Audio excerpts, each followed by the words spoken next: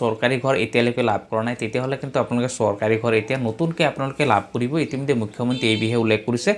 তাৰ লগতে যদি আপোনালোকে জিঅ'টেক কৰা হৈ আছিলে বা আগতে আপোনালোকৰ ঘৰৰ লিষ্টত নাম আছিলে কিন্তু সেই টকা যদি পোৱা নাছিলে কিন্তু আপোনালোকৰ একাউণ্টত বৰ্তমান সময়ত কিন্তু আপোনালোকৰ ইনষ্টলমেণ্ট 1 হওক, ইনষ্টলমেণ্ট 2 হওক, ইনষ্টলমেণ্ট 3 হওক, যাৰ যি বাকী আছিল সেই টকা ইতিমধ্যে প্ৰদান কৰিছে। গতিকে আপোনালোকৰ সেই টকা আপোনালোকে লাভ কৰিছিলে নাই, আপোনালোকে কেনেদৰে চাব, কাৰ একাউণ্টত ইতিমধ্যে সেই টকা সোমাইছে। আৰু যিসকলে ইতিমধ্যে চৰকাৰী ঘৰ কোনো কাৰণতে লাভ কৰা নাই, তেওঁলোকৰ চৰকাৰী ঘৰ আজিলৈকে পোৱা নাই, সেইটো কেতিয়াৰ পৰা লাভ কৰিব আৰু মুখ্যমন্ত্ৰীয়ে কি ক'লে আপোনালোকক সেইখিনি আজি শুনাম আপোনালোকক এই ভিডিঅ'ৰ জৰিয়তে।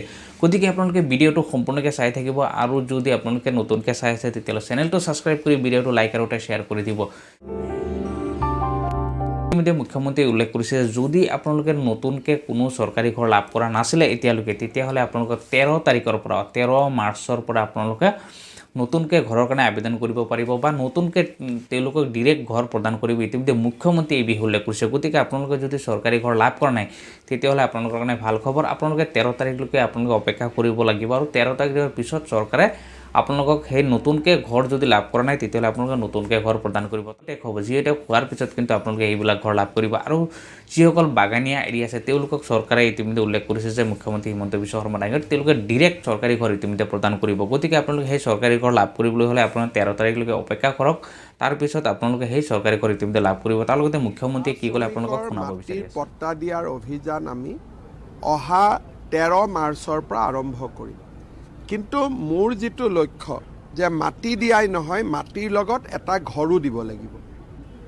কাৰণ আমি মাটি দিলোঁ কিন্তু ঘৰ নহ'লে মাটিৰটো মূল্য নাই।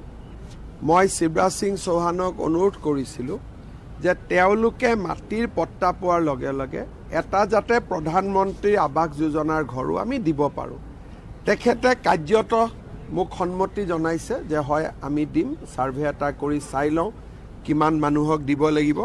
কিন্তু ইন প্ৰিন্সিপল মাটিটো নিজৰ হৈ যোৱাৰ লগে লগে চাহ শ্ৰমিকক প্ৰধানমন্ত্ৰী আৱাস যোজনাৰ ঘৰ এটা দিবৰ কাৰণেও আজি ভাৰত চৰকাৰে সন্মতি প্ৰকাশ কৰিছে। এইটো আমাৰ বাবে এটা ঐতিহাসিক কাম, যেতিয়া চাহ শ্ৰমিকে মাটিও পাব। গম পালে যে মুখ্যমন্ত্ৰী ইতিমধ্যে উল্লেখ কৰিছে যে যিটো চৰকাৰী ঘৰ আছে 13 মাৰ্চৰ পৰা ইতিমধ্যে প্ৰদান কৰিব যিসকলে ঘৰ আজিলৈকে লাভ কৰা নাই। গতিকে আপোনালোকে 13 তাৰিখলৈকে আপোনালোকে অপেক্ষা কৰিব লাগিব।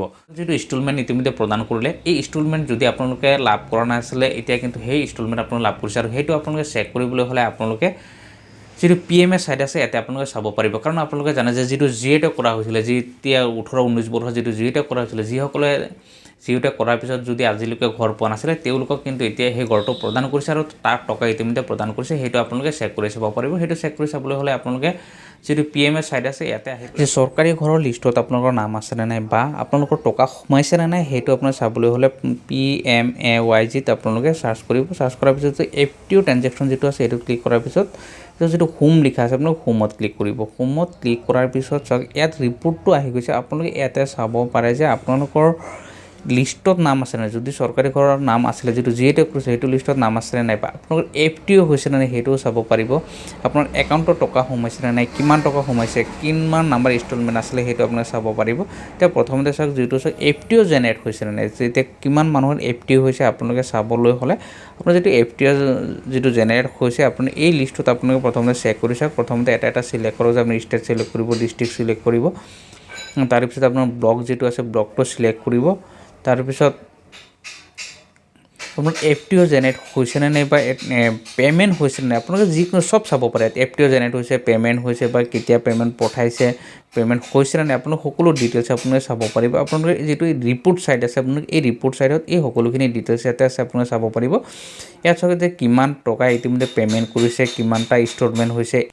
এইটো লিষ্টত চাওক যে কিমানটা ইনষ্টলমেণ্ট ইতিমধ্যে পে'মেণ্ট হৈছে, যে 1 নম্বৰ নে 2 নম্বৰ নে 3 নম্বৰ আছে, কিমান টকা পে'মেণ্ট হৈছে আপোনালোকে ইয়াতে চাব পাৰিব। এইটো লিষ্টত নাম আছে নে আপোনালোকে সকলো ডিটেইলছ আপোনালোকে চাব পাৰিব যে ইয়াত যে কিমান টকা ইতিমধ্যে ক্ৰেডিট হৈছে আপোনালোকৰ একাউণ্টত সোমাইছেনে নাই।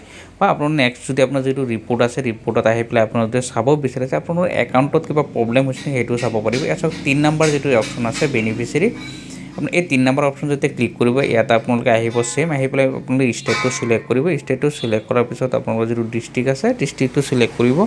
তাৰপিছত ব্লক চিলেক্ট কৰিব। ব্লক চিলেক্ট কৰাৰ পিছত আপোনালোকৰ যিটো পঞ্চায়ত আছে আপোনালোকৰ পঞ্চায়তটো আপুনি চিলেক্ট কৰিব।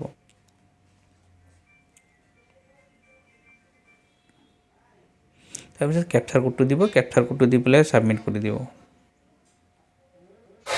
আপোনালোকে এতিয়া এইটো লিষ্টত চাব পাৰিব যে আপোনালোকৰ ভেৰিফাইড হৈছে নে নাই, আপোনাৰ চেংচন হৈছে নে নাই। যদি আপোনাৰ ভেৰিফাই হৈ আছে তেতিয়া জানিব 100% আপোনালোকে টকা লাভ কৰিব।